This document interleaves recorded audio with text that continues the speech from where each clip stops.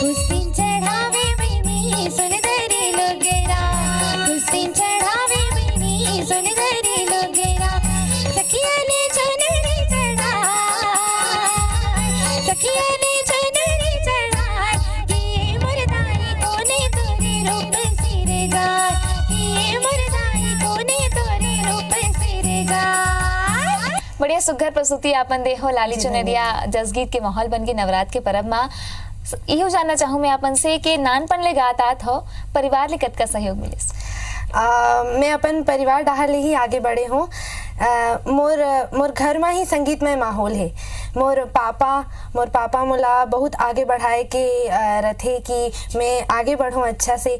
और मोर बुआ श्रीमती चंद्रिका साहू और मोर भैया वैभव साहू, मैं इन्हीं दोनों ला देख के मैं हाँ आगे बढ़े। मोर संगीत में रुचि उही मन ला देख के बढ़ी से। ता ओमन तको मोर भैया हाँ बहुत अच्छा तबला वादक है और मोर बुआ के रामायण मंडली है, मैं ओमा तको जात हूँ, बचपन ले जात हूँ। ता मोर रुचि ऐसने बढ़े।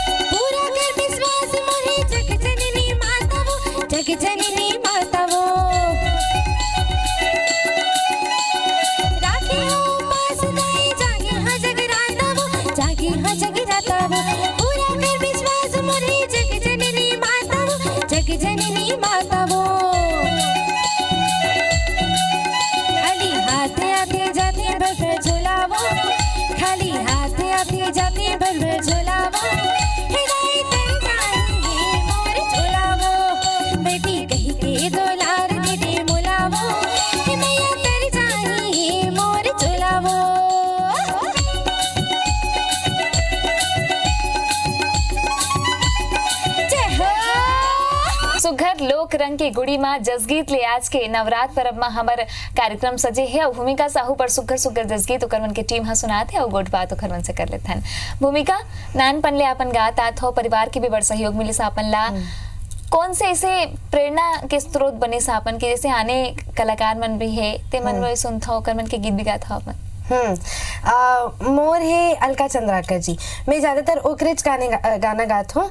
अलका चंद्राकर जी ही मोर आइडियल आदर्श है।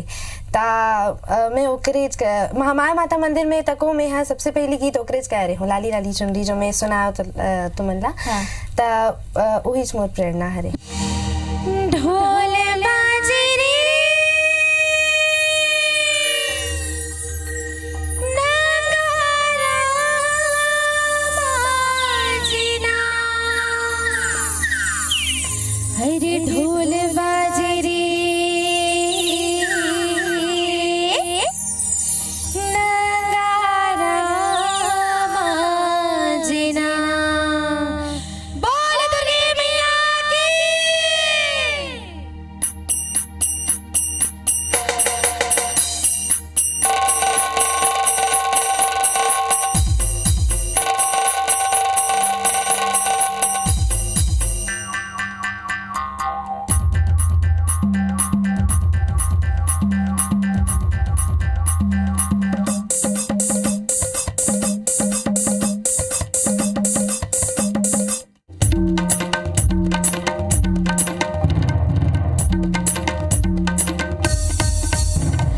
ढोल बाजे रे नगारा बाजना, ढोल बाजे रे नगारा बाजना। हो माता रानी के, हो माता रानी के, हो माता रानी के भुवन मां बड़का बैगा नाचेना। हो माता रानी के भुवन मां बड़का बैगा नाचेना। ढोल बाजे रे नगारा बाजना, ढोल बाजे रे नगारा बाजना। हो माता रानी के, हो माता रानी के, हो माता रानी के भुवन मां बड़का बैगा नाचेना। हो माता रानी के भुवन मां बड़का बैगा नाचेना। जय हो।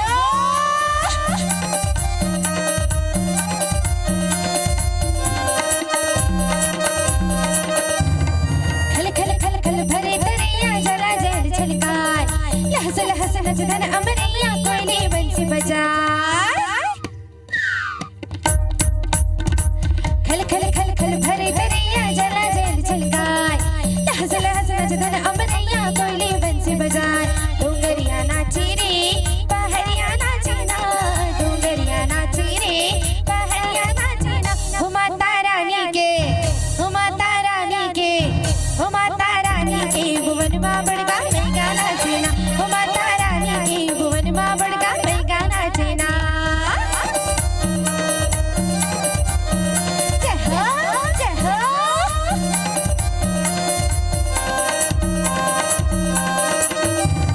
झुमर झुमर झुम हिरनी नाचे, हाथी नाच मताय, घना घोर घन बगवा नाचे, कुलिया नाच लुकाय। पुरवैया नाची रे सुरबैया नाचेना, पुरवैया नाची रे सुरबैया नाचेना। हो माता रानी के, हो माता रानी के, हो माता रानी के भुवन मां बड़का बैगा नाचेना। हो माता रानी के भुवन मां बड़का बैगा नाचेना। ढोल बाजे रे नगारा बाजना, ढोल बाजे रे नगारा बाजना। हो माता रानी के, हो माता रानी के, हो माता रानी के भुवन मां बड़का बैगा नाचेना। हो माता रानी के भुवन मां बड़का बैगा नाचेना। हो माता रानी के भुवन मां बड़का बैगा नाचेना। हो माता रानी के भुवन मां बड़का बैगा नाचेना। हो माता रानी के भुवन मां बड़का बैगा नाचेना। हो माता रानी के भुवन मां बड़का बैगा नाचेना। ढोल बाजे रे